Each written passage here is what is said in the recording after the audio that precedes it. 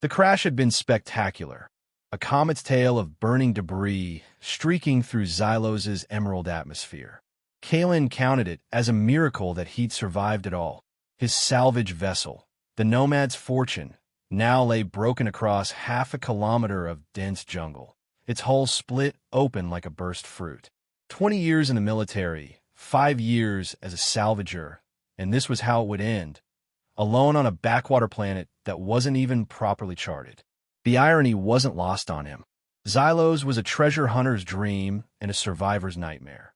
Lush, primordial, allegedly hiding alien artifacts worth more than most colony worlds, and teeming with predators that had evolved specifically to tear apart anything that moved. Kalen wiped sweat from his brow, the humid air clinging to his skin like a second layer.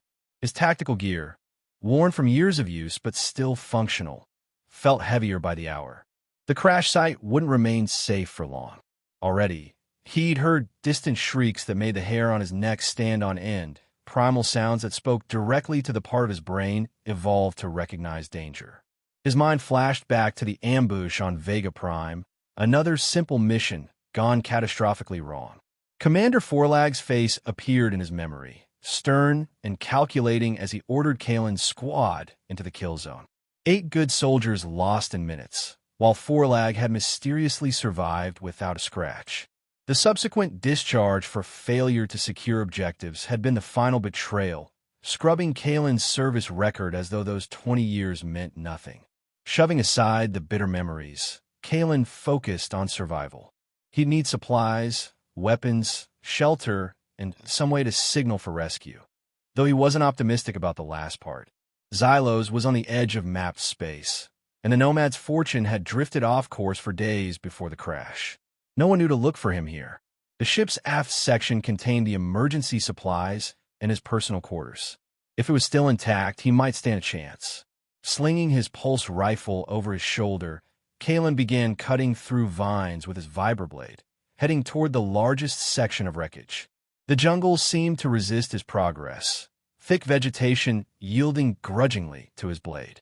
Massive flowers with carnivorous appearances tracked his movement, and many somethings, rustled in the canopy above.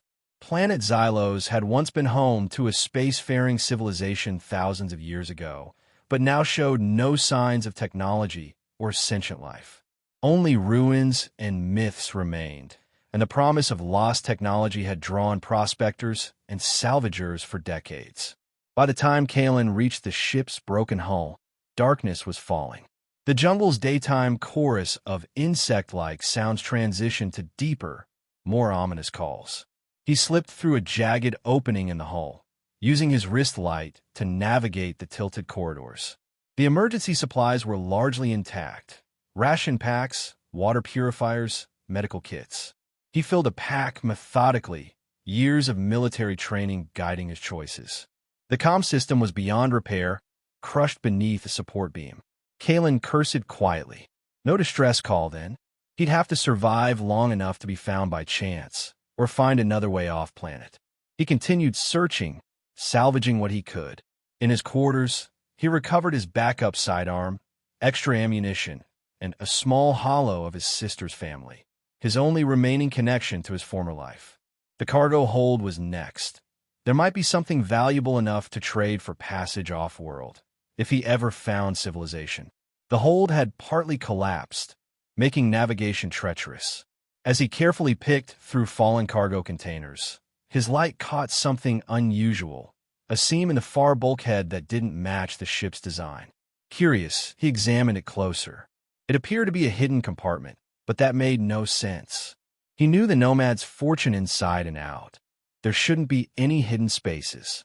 It took 20 minutes of careful work with his multi-tool to expose the hidden panel's locking mechanism.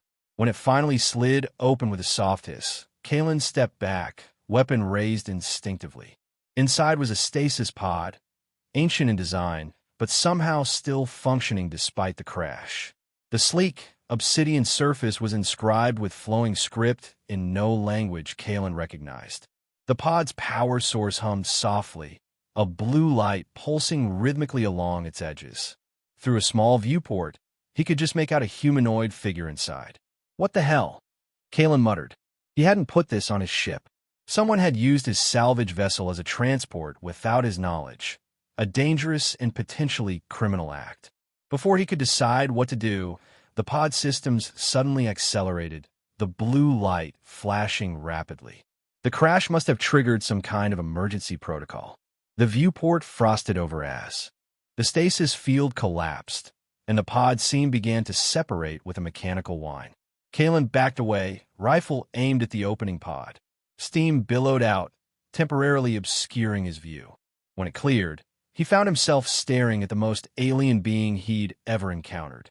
She, for despite the alienness, the figure was distinctly feminine, had scaled skin in shades of dark emerald and cobalt blue. Her face was angular, with high cheekbones and eyes with vertical pupils that glowed amber in the dim light.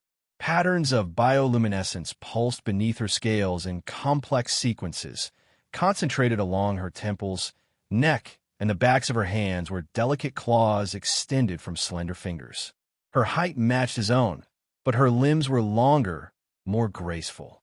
For a moment, they simply stared at each other, Kalen tense and ready to fire, the alien woman disoriented and visibly distressed.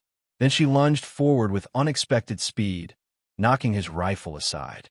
Her strength was astonishing, especially for someone who'd just emerged from stasis. "Wait!" Kalen shouted, raising his hands in what he hoped was a universal gesture of peace. He reached tentatively toward her shoulder, intending to steady her as she swayed on her feet. The reaction was immediate and terrifying. Her bioluminescent patterns flared brilliantly, and her pupils contracted to thin slits. She recoiled from his touch, lips pulling back to reveal sharp teeth. "Touch me again, human," she hissed, her voice surprisingly melodic despite the threat it carried. "I'll show you a monster you won't survive." Kalen froze, hands still raised. "I'm not trying to hurt you," he said slowly, deliberately. "My ship crashed. We're both stranded here." The alien woman's glowing patterns dimmed slightly as she glanced around, taking in the damaged cargo hold. Understanding dawned in those amber eyes, followed quickly by what appeared to be concern. "How long?" she demanded. "Since the crash? Less than a day." "No." She shook her head, the movement strangely fluid. "How long was I in stasis?" Kalen shrugged. "I have no idea. That pod wasn't mine. I didn't even know it was on my ship."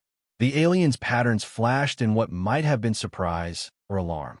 She staggered suddenly, catching herself against the wall. Despite her threats, Kalen could see she was weakened, possibly injured. "Look," he said, lowering his hands slowly. "We can fight each other, or we could try to survive this planet together. Your choice." She studied him for a long moment, those predatory eyes unblinking. Finally, she gave a curt nod, though her posture remained guarded. "I'm called Lyra," she said, the words carefully formed as if she was remembering how to speak. "And you are right, human. Xylos is not kind to solitary prey."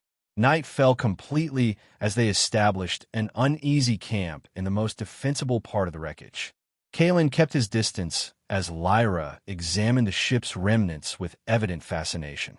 Her movements were becoming more fluid as she recovered from stasis, reminding him of a large predator, precise, economical, and deadly. "This technology is primitive," she observed, running a clawed finger along a console. Kalen snorted. "Sorry to disappoint. Not all of us have fancy, ancient stasis pods." Lyra's head tilted in what might have been amusement. "Your defensive shell is unnecessary." "I meant no insult." "Yeah, well, waking up to an alien threatening to show me a monster didn't exactly start us off on the right foot." "You startled me," she said simply, as if that explained everything. Perhaps for her, it did. Their conversation was interrupted by a bone-chilling howl from somewhere in the jungle, followed by several answering calls. Kalen gripped his rifle tighter. Whatever made those sounds was hunting in packs. "Nocturne stalkers," Lyra said quietly. "They hunt by the moon's light. We should not remain here. You know this planet?" "Yes," she answered, though something in her tone suggested complication. "Was home once, Before Kalen could press for details, a massive shape moved past one of the hull breaches, something quadrupedal and far larger than any predator had a right to be. They both froze, watching as it paused, sniffed the air, and then continued past. "We leave at first light," Kalen whispered. "Can you travel?" Lyra nodded, bioluminescent patterns pulsing softly. "I will manage." They took turns keeping watch through the night, neither fully trusting the other, but both recognizing their mutual dependence. When dawn broke, painting the jungle canopy in golden light, Kalen had a better plan than mere survival. There's supposed to be ancient tech on this planet, artifacts powerful enough to make salvagers risk the dangers. If we find something valuable enough, we might attract a rescue ship, or at least bargain our way aboard one. Lyra's expression was unreadable, but her bioluminescence flickered. Rapidly, the old technology should not be disturbed. Well, it's that, or try to build a spacecraft from jungle vines and good intentions, Kalen retorted. Packing supplies. Got any better ideas? She didn't answer immediately, instead staring out at the jungle with an intensity that made Kalen wonder what she was seeing or remembering. "There is a place," she finally said, "a sanctuary of knowledge that might help us. But it is far, and the path is dangerous." "Dangerous is our current default setting," Kalen pointed out. "Lead the way." Their journey began cautiously, Lyra moving with surprising grace through the dense vegetation while Kalen followed, constantly scanning for threats. Communication was minimal at first, limited to warnings about toxic plants or signs of predators. Gradually, however, necessity forced more interaction. "These fruits are safe," Lyra said, pointing to clusters of blue-purple spheres hanging from twisted vines. "The red ones cause paralysis." Kalen eyed the fruit suspiciously. "How do you know so much about this place if you've been in stasis?"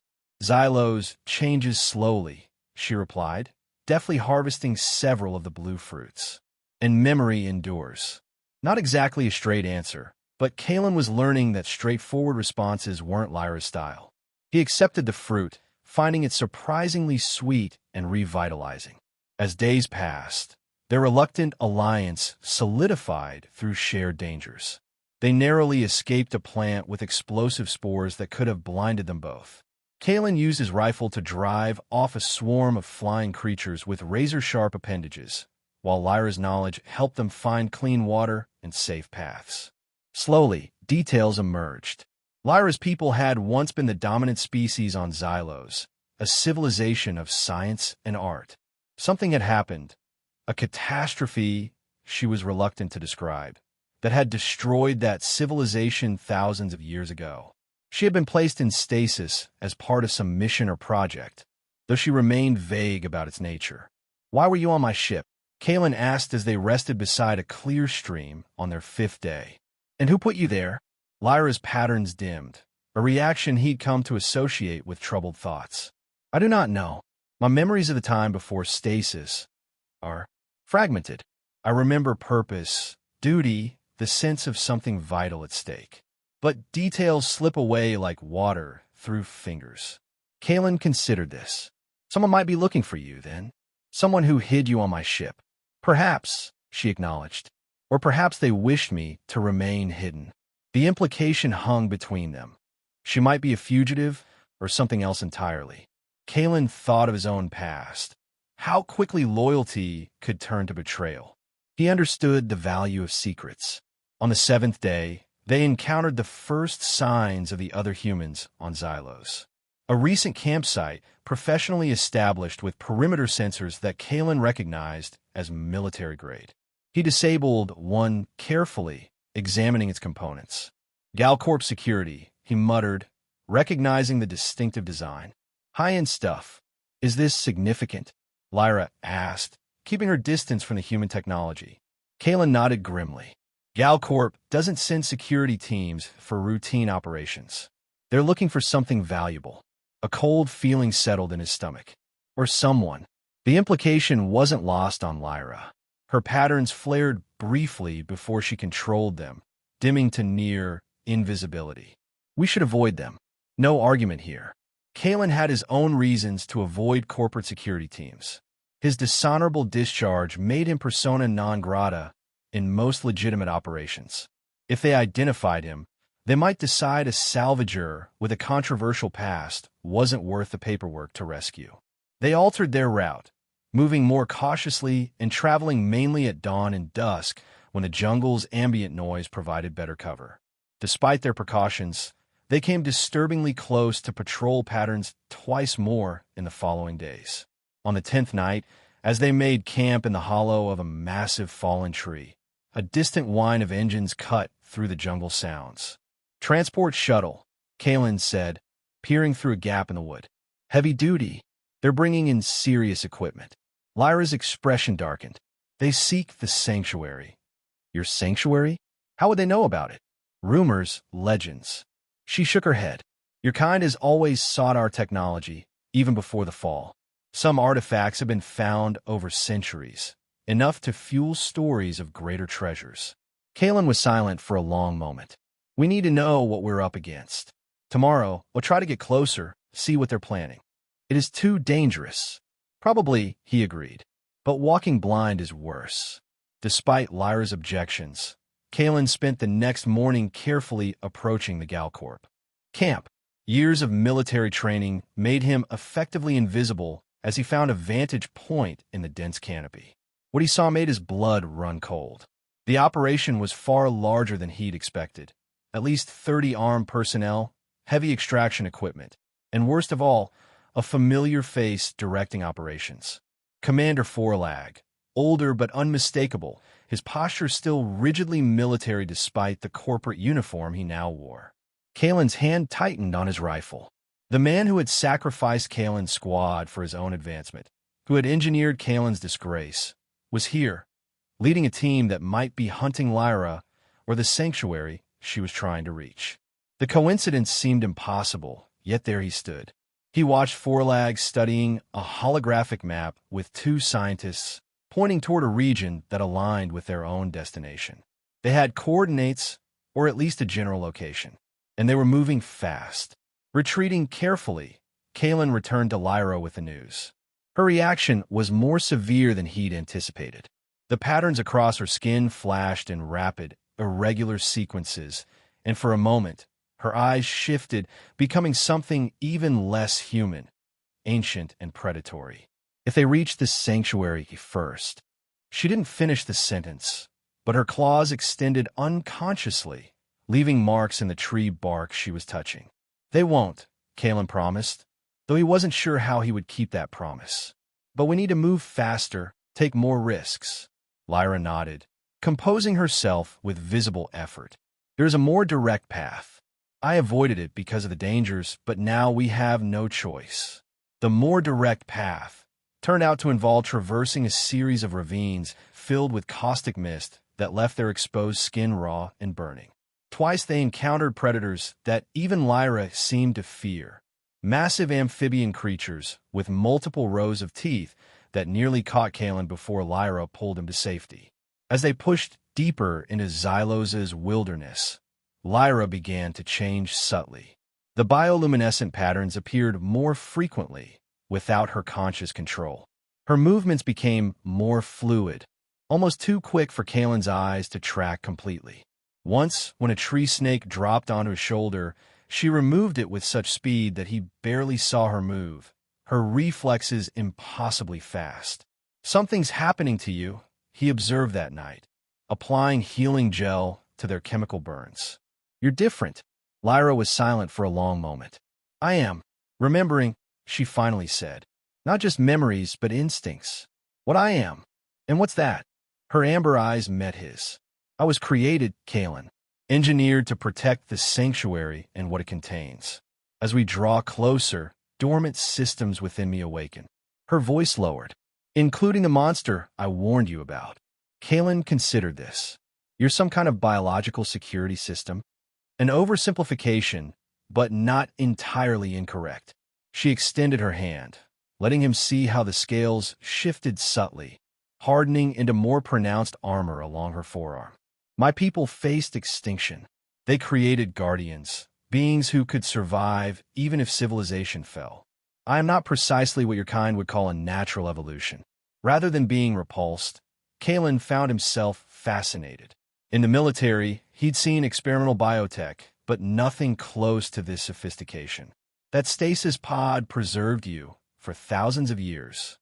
Yes, I was to awaken when needed. Her patterns dimmed. Though I do not understand how I came to be on your vessel, or why now. Kalen thought of Forlag and his corporate backers. Maybe someone found you and was smuggling you off-world for study. Galcorp would pay fortunes for biotech like yours.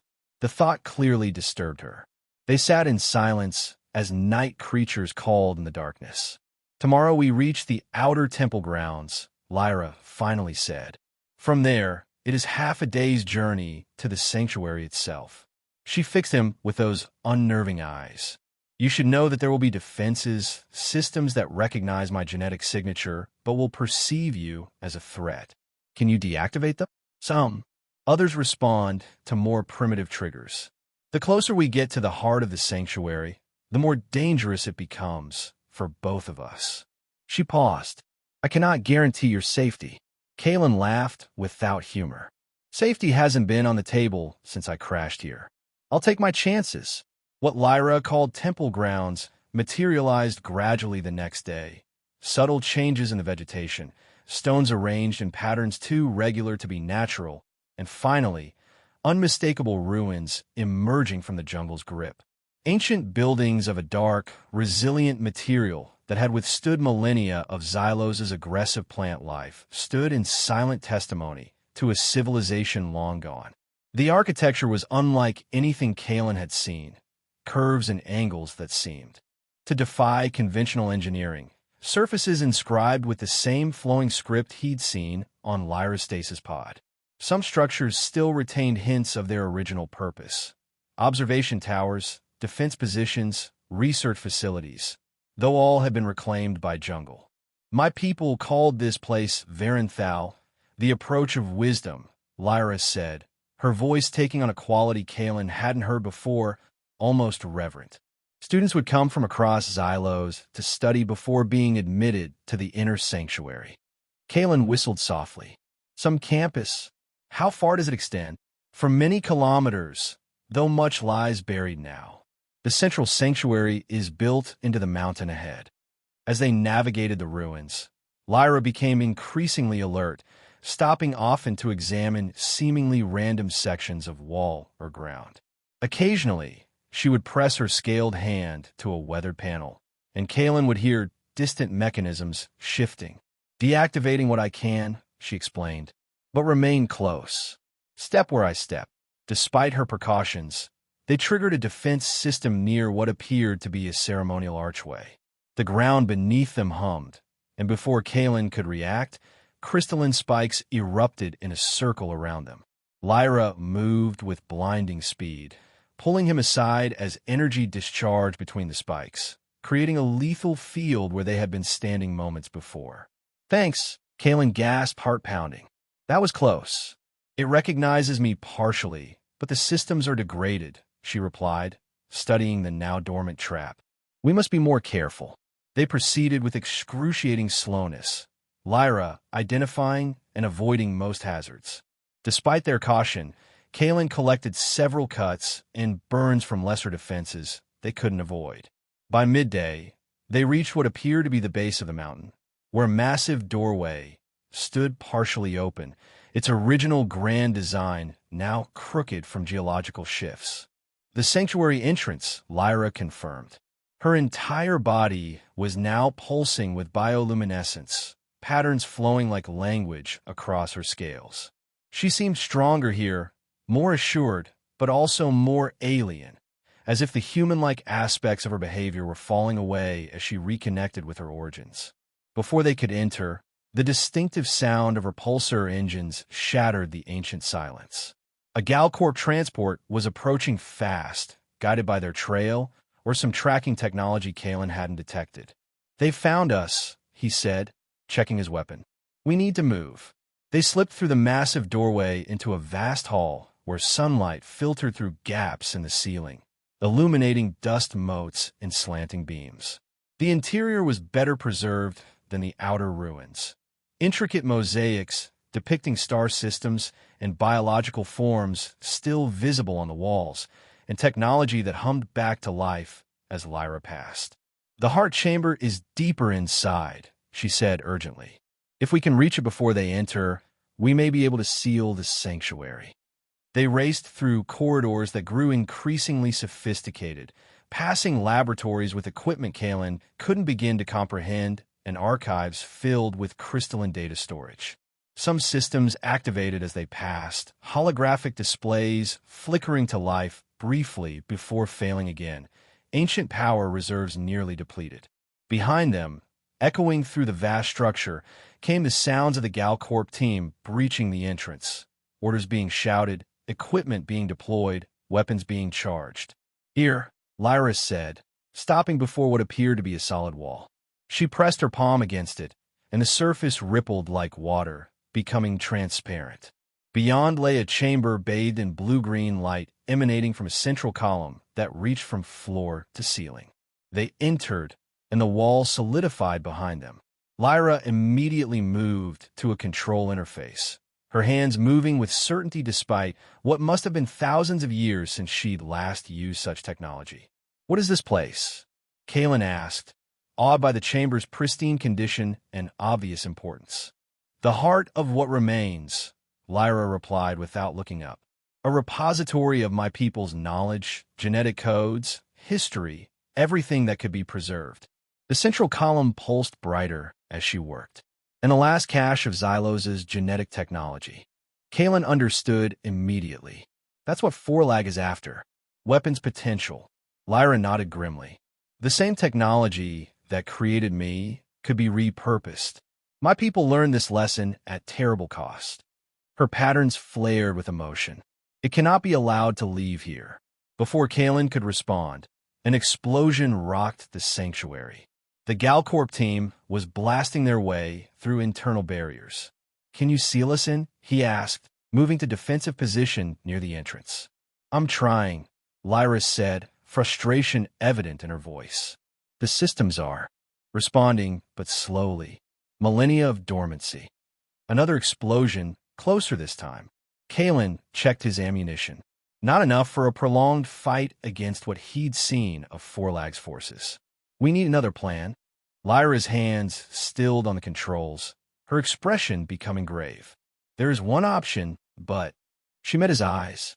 "You have seen hints of what I am capable of. What I truly am is far more dangerous." Understanding dawned. "The monster you mentioned." "Yes." Her voice was barely a whisper. "A combat state that was engineered into my kind. It grants tremendous power, but at great cost. Control is difficult. I might not recognize you as an ally." "Sounds like our best bad option," Kalen said, hearing boots in the corridor outside. "You don't understand." Lyra stepped toward him, bioluminescence pulsing rapidly. "I was created to be a perfect weapon, a defense that would endure even if my creators did not. The Berserker state could kill me eventually, burning through my biological systems faster than they can regenerate. And I cannot guarantee I won't harm you." The wall nearest them suddenly glowed red as cutting equipment began working on the other side. They were out of time. "I trust you," Kalen said, surprising himself with the truth of it. After years of suspicion and self-imposed solitude, he was putting his life in the hands of an alien he'd known for less than 3 weeks. The cutting equipment broke through, creating an opening large enough for weapons to be pointed through. Kalen fired several rounds, forcing a temporary retreat, but more would come. "Lyra, we have no choice." She closed her eyes, patterns shifting from their usual blue-green to a deep, pulsing crimson that spread across her entire body. When her eyes opened again, the vertical pupils had expanded, consuming the amber irises entirely. Her form seemed to shift, scales hardening and extending into more pronounced armor, claws lengthening into formidable weapons. "Stay back," she said, her voice deeper, resonant with harmonics that made the air vibrate. "And remember, I warned you." What happened next occurred with such speed that Kalen's mind struggled to process it. Lyra, or the creature she had become, moved through the opening in the wall like liquid shadow, a blur of motion and flashing crimson light. Screams erupted from the corridor, accompanied by the discharge of energy weapons and the wet sounds of combat that Kalen recognized all too well from his military days. He held his position, weapon ready but unnecessary. Nothing came through the opening except sounds of devastation. Minutes passed, the noise moving further away as Lyra pursued the retreating forces. Kalen debated following, but decided his intervention might do more harm than good in her current state. Eventually, the sounds faded entirely. Kalen waited, tension building with each passing minute.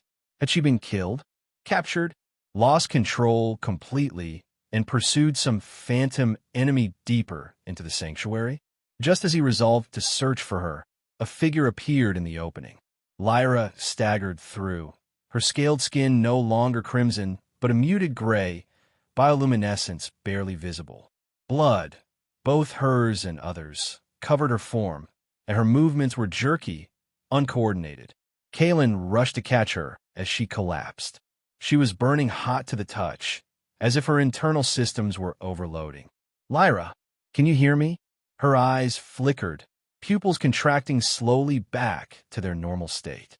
"Kalen," she whispered. "Did I? Are you?" "I'm fine," he assured her. "You didn't hurt me. What about you? How badly are you injured?" She shook her head weakly. "Not injuries. After effect of the combat state. Systems. Overloaded." Her gaze drifted to the central column. "Need to connect. Stabilize." Understanding she needed the sanctuary's technology, Kalen helped her toward the column. As they approached, an interface opened different from the control she had used earlier. She placed her palm against it, and immediately, energy began flowing visibly from the column into her body. The gray tone of her scales gradually shifted back toward their normal coloration. "Forelag?" she asked as strength returned to her voice. "I didn't see him among the bodies in the corridor," Kalen answered, "though I didn't look closely at all of them." "He lives," she said with certainty. "I sensed him, directing others forward while he remained behind. A tactician. That's Forelag," Kalen agreed bitterly, always letting others take the risks. With Lyra stabilizing, Kalen ventured into the corridor to assess the situation. The destruction was extensive. At least 8 Galcorp security personnel dead, their weapons and equipment scattered. Signs of retreat were evident further along, blood trails, abandoned gear, hasty barricades left unmanned. When he returned, Lyra had disconnected from the column and was examining the sanctuary's main interface again, her movements still slower than normal but steadier. "They've withdrawn to the entrance," he reported, "probably regrouping, calling for reinforcements. We don't have much time." Lyra nodded, her expression troubled. "I cannot sustain another combat state so soon. And even at full capacity, I cannot defend against an entire battalion with heavy weapons. Then we need to deny them access permanently." Kalen looked around the chamber. "Can this place be sealed? Not just locked, but made inaccessible?" "Yes," she said after a moment's consideration. "The sanctuary has protocols for catastrophic containment, designed to protect the knowledge here from misuse. But activation would require—" She hesitated. "What?" "It would trigger collapse of the outer chambers. We would be safely contained here in the heart chamber, but extraction would be difficult. We might be trapped." Kalen processed this. For how long? Days, perhaps weeks, before secondary systems could safely tunnel out. Her patterns dimmed. That is assuming the ancient machinery still functions as designed after millennia. A gamble, then. Risk being buried alive to keep the sanctuary's technology out of Forlag's hands. Do it, Kalen decided. Better trapped than letting Galcorp weaponize whatever created you. Lyra studied him, those alien eyes unreadable. You would sacrifice potential rescue, your return to your own kind, to protect technology you barely understand? "I understand enough," he replied. "And my own kind haven't exactly been kind to me." Besides, he added with a grim smile, knowing Forlag, rescue isn't on his agenda for me anyway. She accepted this with a nod and turned back to the controls. The process will take minutes to initiate. The sanctuary's systems are cautious about self-destruction. While she worked, Kalen secured their position, collecting discarded weapons from the corridor and establishing a defensive perimeter. The retreating forces had left enough firepower to give them a fighting chance if Forlag returned before the containment protocol activated. He was checking the charge on an energy rifle when a familiar voice called from further down the corridor. Specialist Kalen. Still alive, I see. Resourceful as ever. Forlag. Kalen's hands tightened on the weapon. You always were difficult to kill. The commander continued, voice echoing off the ancient walls. Though not for lack of trying on my part. Show yourself, Forlag, Kalen called back, positioning himself to cover both the corridor and Lyra. A chuckle was the only response, followed by the soft hum of personal shield technology activating. Forlag was protected and preparing to advance. Your alien pet put on quite a display, Forlag said closer now. My security team was unprepared, a mistake I won't repeat. The next wave is equipped specifically for capturing specimens like her. She's not a specimen, Kalen growled, and she's not my pet. No. Genuine curiosity colored Forlag's voice. What is she to you, then? An ally? Friend? A pause. You always were sentimental about non-humans. That weakness cost your squad their lives on Vega Prime. The old accusation hit like a physical blow. You lying bastard. You sent us into that ambush deliberately. You wanted the indigenous resistance eliminated so Galcorp could move in without opposition. And you spent 5 years as a washed-up salvager, drowning in that conspiracy theory. Forlag appeared at the far end of the corridor, protected by a shimmering energy field. His corporate uniform was immaculate, his posture military straight despite the years since Kalen had served under him. I offered you a chance for a glorious death in service. Instead, you survived to be disgraced. Ironic. Kalen raised the energy rifle. Step closer, and I'll give you your own glorious death. Forlag smiled thinly. That shield you're hiding behind is corporate technology, Kalen. Did you think we wouldn't have overrides? He raised a small device. One press and it shuts down, along with any other Galcorp tech you scavenged. Behind Kalen, Lyra's voice came low and urgent. 30 seconds to containment activation. Forlag's eyes shifted to her, then widened in sudden understanding as he took in the active systems around them. You're initiating a lockdown. He spoke into his comm unit. All teams, breach now. Emergency protocol. Distant explosions rocked the sanctuary as Forlag's reinforcements began their assault. Kalen had seconds to make a decision. Find us a way out after this is over, he told Lyra, then lunged forward into the corridor, firing rapidly at Forlag. The commander activated his device as promised. The energy rifle in Kalen's hands died instantly, along with the shields he'd positioned. But Kalen had anticipated this, drawing his backup weapon, a projectile sidearm, mechanical and unaffected by the override. Forlag's eyes widened in genuine surprise as Kalen continued his charge. The commander's personal shield flared against the bullets, but unlike energy weapons, physical projectiles transferred kinetic energy even through the barrier. Forlag staggered backward, his shield protecting him from fatal damage but not from the impact. The override doesn't work on non-corporate tech, Kalen snarled, closing the distance between them. Another oversight on your part. Behind him, Lyra's voice rang out. Containment initiated. The sanctuary shuddered violently. Stone and metal began to shift as ancient machinery engaged, sealing corridors and chambers according to protocols established millennia ago. A massive barrier began descending between Kalen and the heart chamber where Lyra remained. Forlag, recovering his balance, smiled coldly. You've trapped yourself on the wrong side, specialist. He was right. Kalen was cut off from Lyra and the heart chamber's protection. The collapsing sections would crush him along with Forlag and any remaining Galcorp forces. Worth it to ensure you don't get what you came for, Kalen replied, ejecting his empty magazine and slamming his last one home. Before he could fire again, a scaled arm shot through the narrowing gap beneath the descending barrier, grabbing his ankle with impossible strength. Lyra pulled, dragging Kalen backward with such force that he lost his weapon. He slid beneath the barrier moments before it sealed completely, leaving Forelag on the other side. The commander's face contorted with rage as he realized what was happening. He lunged toward the barrier, but too late. The last thing Kalen saw was Forelag hammering futilely against the impenetrable material before the corridor beyond collapsed entirely. The heart chamber shuddered as shock waves traveled through the mountain.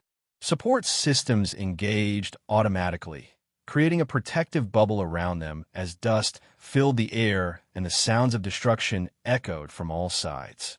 For several minutes, they could only wait, Lyra's bioluminescence providing the only light as the chamber's main systems diverted power to critical functions. When the rumbling finally stopped, they were left in near darkness, the central column emitting only a faint glow. The sanctuary had sealed itself completely. The heart chamber, protected by technologies designed to withstand catastrophe, had survived intact. "That was reckless," Lyra said, her voice strangely soft despite the rebuke. "You nearly sacrificed yourself." Kalen coughed, dust coating his throat. "Seemed like a good idea at the time. Keep Forelag busy while you finish the containment sequence. And if I hadn't pulled you back," he shrugged, "then you'd be having this conversation with yourself." Her patterns pulsed in what he'd come to recognize as her version of exasperation. "Humans, so cavalier about your finite existences," says the biological weapon who nearly burned herself out an hour ago, he retorted. This earned something like a laugh, a melodic trill that echoed strangely in the sealed chamber. It was the first time he'd heard anything resembling humor from her. With immediate danger past, they took stock of their situation. The heart chamber was approximately 30 meters across, dominated by the central column that contained the repository. Secondary systems provided minimal life support, recycling air and providing water condensed from humidity. Their supplies would last perhaps 2 weeks if carefully rationed. "How long until your people's secondary systems can dig us out?" Kalen asked, examining the sealed entrances. Lyra interfaced with the repository controls, patterns flowing as she communicated with the ancient technology. "The damage is extensive. Excavation protocols are functional, but must proceed cautiously to avoid further collapse." She looked troubled. "Minimum estimate, 23 days. Kalen did the math. "We'll be out of food long before then." "Yes." She hesitated, then added, "The repository contains genetic templates for Xylosa's edible flora. With sufficient power diverted to synthesis systems, I could produce basic sustenance." "You can grow food with this technology?" "Not precisely grow.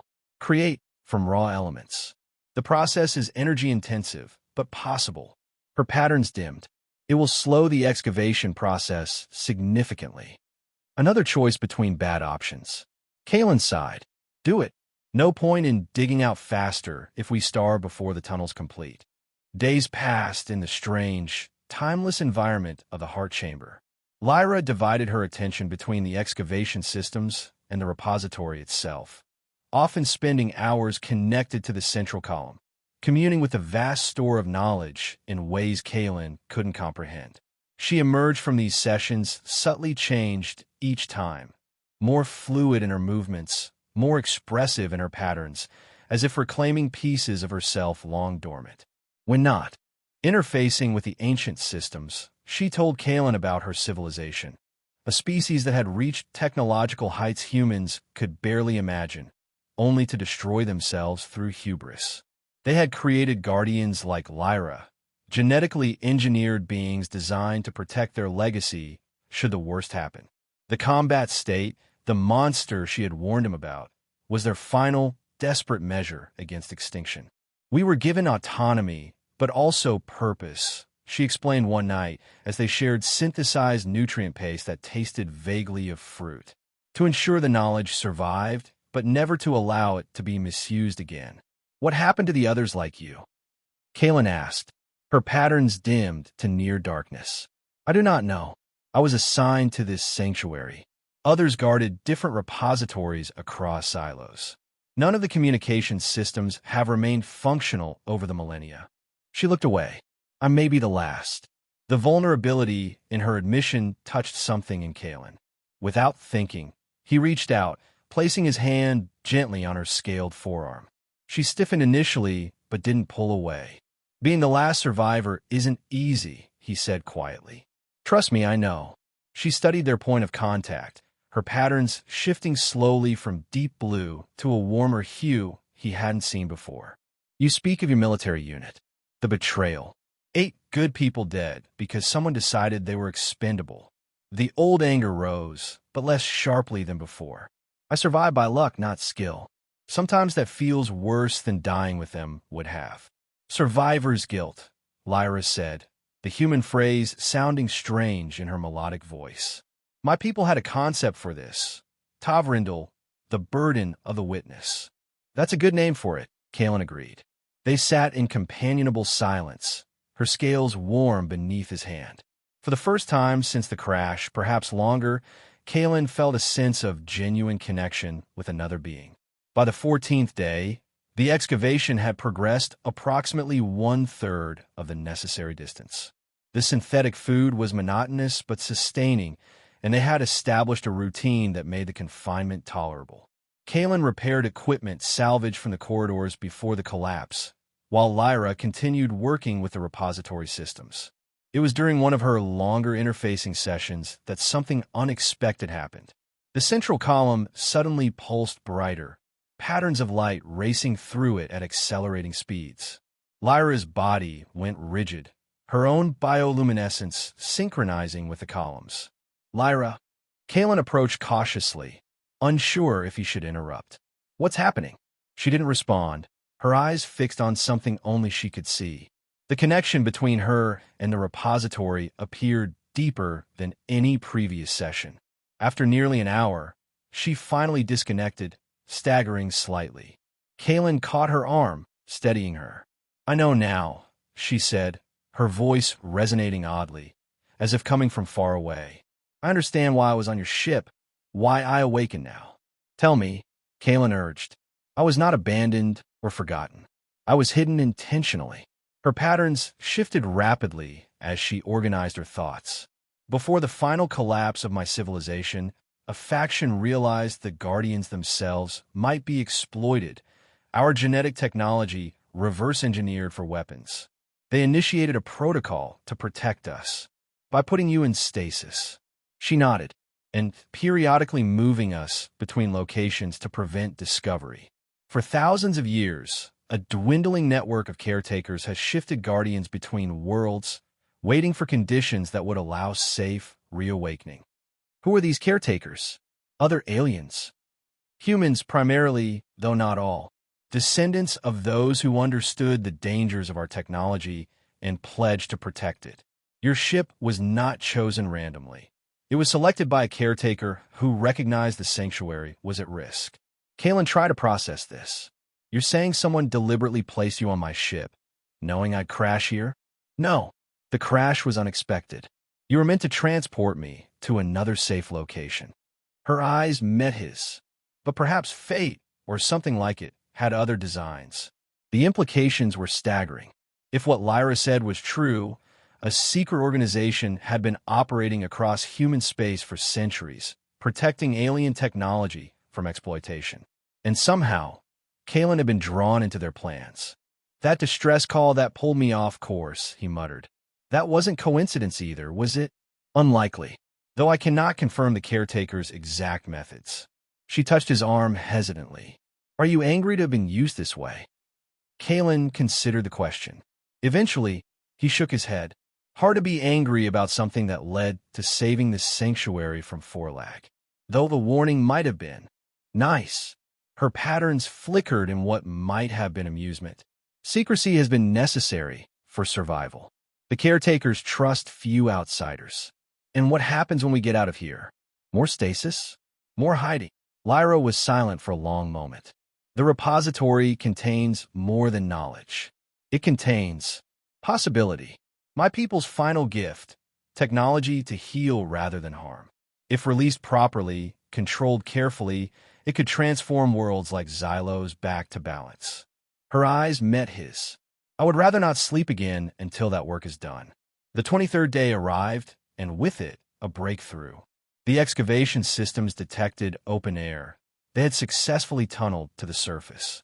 After confirming stability, Lyra activated the final sequence to clear the remaining barrier. Natural light, the first they'd seen in weeks, spilled into the heart chamber as an opening appeared high in the wall. Fresh air rushed in, carrying the scent of Xylos's jungle. "Freedom," Kalen said, inhaling deeply. "Never thought I'd be so happy to smell that bizarre vegetation again." They gathered what supplies they could carry, including several data crystals Lyra had prepared containing filtered knowledge from the repository. Healing technologies rather than weapons, ecological systems rather than genetic manipulation. "The sanctuary will remain sealed," she explained as they prepared to leave. "But I've programmed emergency protocols. If needed, we can return." The tunnel led them to a mountainside overlooking the vast jungle canopy of Xylos. In the distance, the wreckage of Kalen's ship was barely visible, a dark scar against the green. No sign remained of Galcorp's operation. Either they had been buried in the collapse or had retreated after losing Forelag and their objective. "What now?" Kalen asked as they stood at the tunnel entrance, the breeze carrying sounds of distant wildlife. Lyra's patterns rippled thoughtfully. "The caretaker network has emergency protocols and meeting points. If we can reach certain coordinates, we might establish contact." She glanced at him. "Unless you have other plans?" Kalen thought about his salvage business, the solitary existence he'd built after his discharge. It had been a life of survival rather than purpose. Not so different from his military career, just with fewer people to lose. "I think my plans need revision," he said slowly. "This caretaker network, they could probably use someone with military training and a salvage ship. Assuming we can get the Nomad's fortune flying again." Lyra's patterns brightened. "They value such skills highly." She hesitated, then added, "And I would prefer your continued presence. You have proven yourself trustworthy. A rare quality in my experience." Coming from Lyra, this was practically an emotional declaration. Kalen smiled. High praise from someone engineered to be suspicious. "Not suspicious," she corrected. "Cautious. There is a difference." As they began their descent into the jungle, Kalen felt something he hadn't experienced in years, a sense of purpose, a forward momentum rather than mere survival. Whatever waited beyond Xylos, he wouldn't face it alone. "I should warn you," Lyra said as they picked their way down the slope. "The caretakers can be somewhat intense in their devotion to the cause. Compared to a genetically engineered guardian who turns into a berserker monster when threatened." Kalen laughed. "I think I can handle intense humans." Her patterns flashed in what he now recognized as her version of a smile. "We shall see, human. We shall see." Behind them, hidden again within the mountain, the sanctuary continued its patient vigil, its knowledge safeguarded for another generation. Ahead lay uncertainty, danger, and something Kalen had thought lost forever: possibility. Not just surviving, but living for something greater than himself. Lyra moved ahead, her scales catching the sunlight, no longer the trapped, desperate being who had warned him away with threats of monsters. The monster was still there, as were his own demons, but neither defined them completely. "Hurry up," she called back. "The jungle is less dangerous during daylight, but that is relative on Xylos." Kalen shouldered his pack and followed. Whatever came next, whatever monsters, external or internal, they might face, they would face them together. The jungle swallowed them, two guardians of different kinds, as Xylos turned beneath its emerald sky.